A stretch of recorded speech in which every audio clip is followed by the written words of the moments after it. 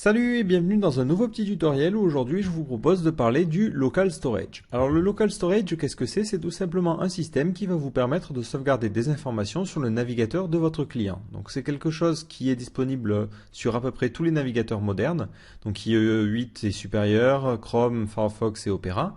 Et un petit peu à la manière des cookies, les informations qui vont être stockées par ce biais-là vont rester disponibles même si l'utilisateur redémarre son navigateur. Alors, pour interagir avec cette API, on utilise tout simplement un objet qui s'appelle local storage et qui a plusieurs méthodes. Donc vous avez une première méthode qui s'appelle setItem qui vous permet directement de rentrer comme ça une valeur. Ensuite, si vous voulez récupérer cette valeur, vous avez juste à utiliser une méthode qui s'appelle getItem. GetItem. Vous mettez ici la clé et ça vous retournera la valeur. Et enfin, si vous voulez supprimer une information, vous avez juste à faire removeItem. Voilà, donc c'est tout ce que vous avez à savoir au niveau de ce local storage. Donc d'ailleurs, ces deux méthodes-là sont presque facultatives vu qu'on peut directement interagir avec cet objet comme on interagirait avec un tableau en faisant par exemple local storage key égale value. Voilà. Alors aujourd'hui, ce que je vous propose, c'est un exemple d'utilisation à travers un cas concret. Donc imaginons ici, vous êtes sur cette page-là, vous écrivez un petit commentaire et manque de bol, vous actualisez la page par erreur et du coup vous perdez toutes les informations. Et là vous pétez un câble, imaginons vous étiez en train d'écrire un commentaire de plusieurs centaines de lignes, bon vous êtes un petit peu énervé.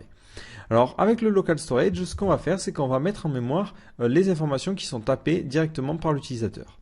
Donc maintenant imaginons je suis en train de taper mon texte, voilà. Et hop, par erreur, j'actualise. Et qu'est-ce qui se passe? Vous voyez que toutes les informations sont restées.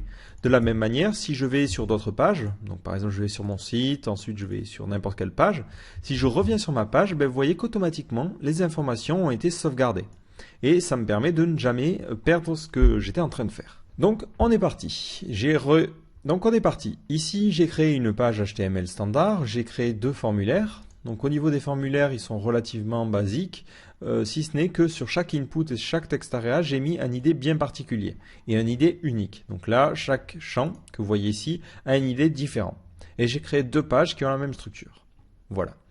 Donc ici, j'ai jQuery qui est chargé en bas de ma page et j'ai chargé un nouveau script que j'ai appelé main.js. Donc je vais aller tout de suite le créer. Et ce script-là va me permettre de déclencher ce que je vous ai dit, un système qui permet de sauvegarder automatiquement les informations. Alors moi, je vais partager un petit peu mon écran 2 pour qu'on voit mieux comment ça fonctionne. Donc ici, on est parti. Donc la première chose à faire, c'est de vérifier que jQuery soit bien chargé. Donc on fait jQuery function et on est parti. Donc moi, ce que je vais faire, je vais le créer sous forme d'objet pour que ce soit plus simple à transporter de projet en projet.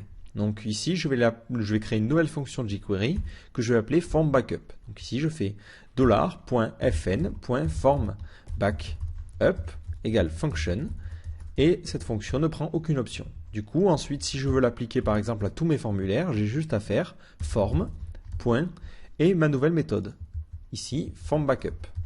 Donc pour vous montrer que ça fonctionne, ici, je vais mettre un alert lol. Donc automatiquement, hop, si j'actualise cette page, vous voyez que j'ai un lol qui s'affiche, donc ça fonctionne bien. Donc ici, ce que je vais faire, je vais stocker les formulaires. Donc je fais var forms égale vis, tout simplement pour éviter de faire appel à vis plusieurs fois. Ensuite, je vais sauvegarder aussi les données. Donc là, je vais créer un objet vide pour plus tard. Voilà. Donc l'idée, c'est de remplir le local storage dès qu'on appuie sur une touche. Donc dès que j'appuie sur une touche, automatiquement dans le local storage, je vais sauvegarder ces informations. Donc ici, j'ai besoin de trouver tous les champs. Donc ici, je fais forms.find, je trouve tous les champs de type input et de text area.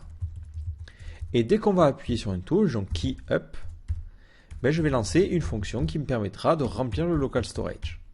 Donc histoire d'éviter de me compliquer la vie, ce que je vais faire, plutôt que remplir directement le local storage, c'est modifier ce tableau-là. Donc ici, je vais remplir ce tableau en me basant sur l'id. Donc là, par exemple, je vais faire data, mettre l'id de mon champ, donc c'est $vis.attr id, et ensuite mettre la valeur. Ici, c'est $vis.val. Voilà, donc ma valeur, comme ça, est remplie. Ce que je vais faire juste après, je vais faire un console.log data, pour voir un petit peu à quoi ressemblent les données, et je vais aussi le mettre à cet endroit-là. Donc là, évidemment, pour l'instant, on n'a pas parlé de local storage, hein. Tout ce que je fais ici ne sera sauvegardé que sur cette page-là. Donc maintenant, je sauvegarde, je vais sortir l'inspecteur de code, passer sur le mode console, et on va voir. Donc ici, vous voyez que quand j'actualise, j'ai un objet data qui est vide. Ici, je commence à taper, et vous voyez qu'au fur et à mesure, l'objet data se remplit. Donc ce que je vais faire, je vais aussi sauvegarder l'URL sur laquelle on est. Tout simplement pourquoi? Parce que sinon, à chaque fois que quelqu'un va taper un formulaire, on va faire grandir cet objet local storage et on va prendre toute la place qui est disponible, sachant qu'on a le droit, je crois, à plusieurs milliers de caractères. Donc là, pour éviter de prendre de la place inutilement, on fera un système de vérification. Donc si on est sur une URL différente, on videra le local storage. Donc ici, dès le début, je fais data.href égale window.location.href. Donc comme ça me permet directement d'avoir dès le début l'URL. Alors, maintenant ce que je vais faire, je vais tout simplement stocker ces informations dans mon local storage. Donc avant de vouloir utiliser ce système-là, il faut évidemment vérifier qu'il est disponible. Donc ici, tout au début, je vais mettre if différent de local storage, c'est-à-dire qu'on n'a pas accès à ce nouvel objet. Dans ce cas-là, on bloque tout de suite. On ne va pas aller plus loin, ça ne sert à rien, ça ne va pas fonctionner. Voilà.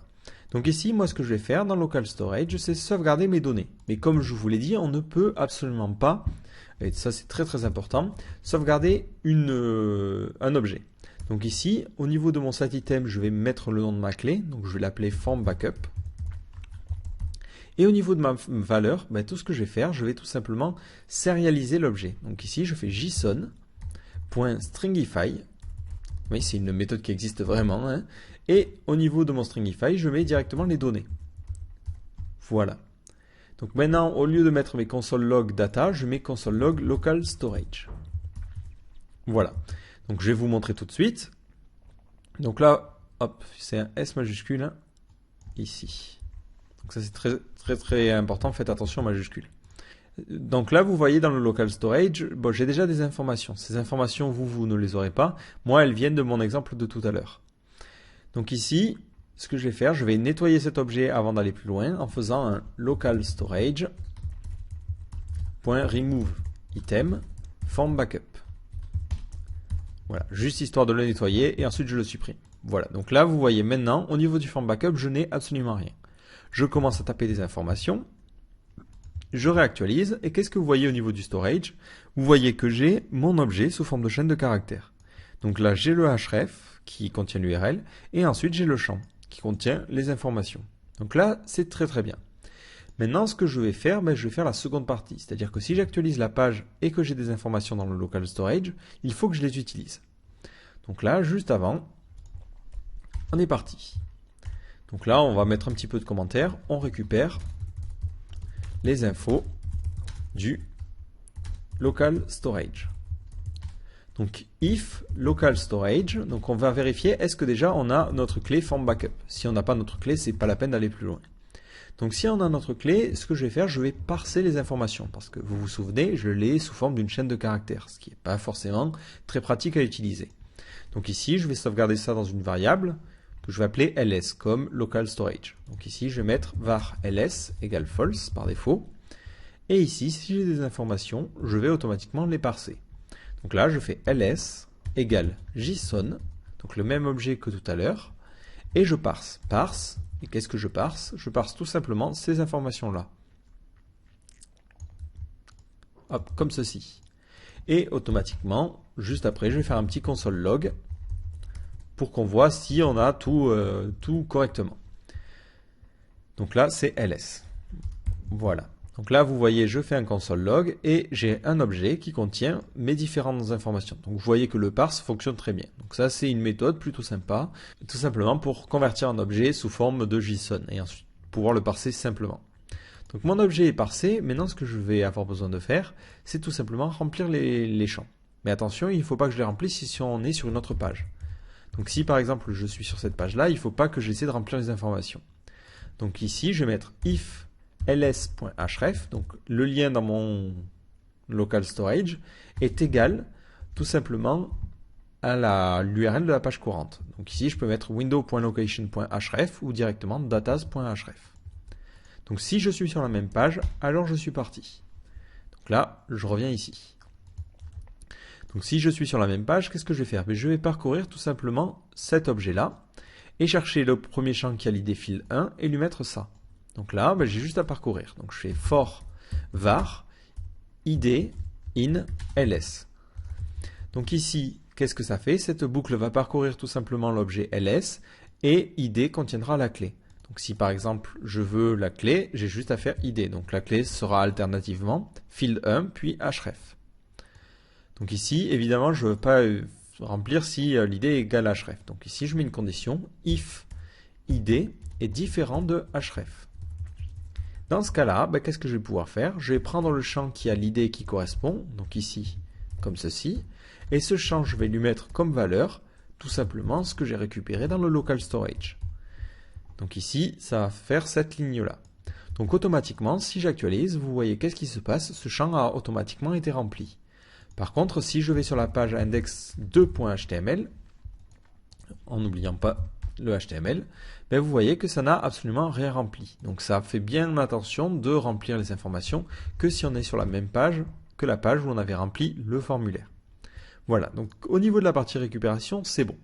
Ce que je vais faire, c'est aussi, par la même occasion, récupérer ces informations dans data. Donc ici, je fais data id égale ls id. Comme ça, ça va me permettre de remplir directement l'objet data et lorsqu'on retapera sur une touche, de re-rentrer les informations. Voilà, donc on va faire un autre essai. Ici, je vais mettre le console.log local storage à cet endroit-là. Donc là, vous voyez, j'ai actualisé, j'ai mon A, je vais taper deux informations dans ces deux champs-là. Vous voyez que je récupère bien ces deux champs-là. Si j'actualise, ces deux champs sont automatiquement re-remplis. En revanche, maintenant, si je vais sur la seconde page, donc c'est index2.html, donc je ressors l'inspecteur et la console, hop. Je commence à taper des informations et vous voyez que le local storage automatiquement aura bien récupéré les informations. Donc en fait, à chaque fois lorsque je vais taper dans un nouveau formulaire, hop, ça efface tout ce qui était disponible avant. Donc là, vous voyez que ça récupère ces deux champs-là. C'est-à-dire que tout ce qui était là a été supprimé. Donc l'avantage, c'est que comme ça nous évite de garder en mémoire trop d'informations. Là, automatiquement, dès qu'on va taper un autre formulaire, c'est forcément qu'on ne veut plus se souvenir du précédent. Donc ça va automatiquement s'effacer, ça va permettre d'éviter de prendre trop de mémoire. Donc ensuite, ce qu'on doit faire, c'est lorsque l'utilisateur soumet les informations, c'est fini. On n'a plus besoin de garder tout ça en mémoire. Donc ici, on sélectionne nos formulaires, donc c'est forms.submit. Donc dès qu'on soumet les formulaires, on va lancer une fonction qui tout simplement videra le local storage. Donc ici, ça fera local storage.removeItem. Et là, c'est form backup. Donc dès qu'on soumet un formulaire, on n'a plus besoin de local storage, on efface tout pour pouvoir l'utiliser plus tard. Donc maintenant, je réactualise et je vais faire un petit test. Donc là, vous voyez, quand je tape, j'ai des informations qui vont rester dans le local storage. Si j'actualise, elles sont toujours disponibles. Je soumets mes informations. Et là, vous voyez que même en actualisant, tout a bien été vidé. Et donc là, on a un système qui permet de mémoriser rapidement les champs. Donc ça permet à l'utilisateur de jamais perdre ses informations. Donc ça, c'est quelque chose qui est plutôt sympa, par exemple à mettre sur les formulaires de commentaires ou dans les back-office. Lorsqu'on écrit des articles, ce qu'on est obligé de faire en général, c'est en Ajax d'envoyer le formulaire assez fréquemment pour faire des backups. Un petit peu comme c'est le cas sur WordPress. Mais avec ce système-là, vous n'êtes plus du tout obligé. Vous pouvez directement sauvegarder les informations au sein du navigateur pour pouvoir les réutiliser en cas de problème. Donc là, je vous ai montré vraiment un exemple particulier, mais après, libre à vous de l'adapter, par exemple pour sauvegarder les checkbox ou les selects. Donc voilà, j'espère que ce petit script vous plaira. Donc si vous avez des questions ou des suggestions, n'hésitez pas à poster un commentaire.